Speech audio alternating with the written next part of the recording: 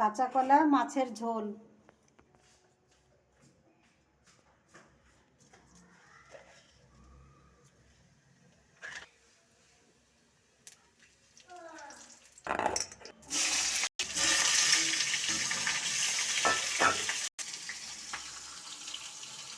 ধনে জিরে হলদি আর লঙ্কা।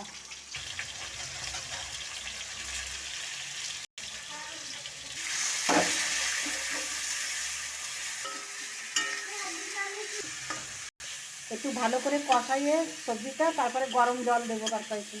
স্বাদ অনুসারে লবণ।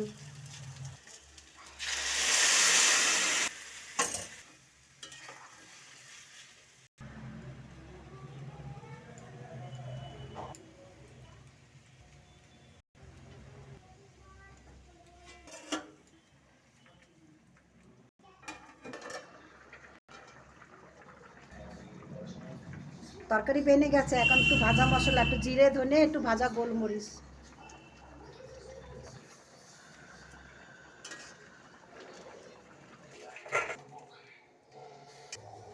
হ্যালো বন্ধুরা, এই যে কাঁচা কলা মাছের ঝোল, পাতলা ঝোল এমনি করে বানিয়ে খাইয়ে দেখবেন। যদি ভালো লাগে বন্ধুরা, তার লাইক শেয়ার কমেন্ট করবেন। একবার খেয়ে দেখবেন, খুব ভালো লাগে সবজি।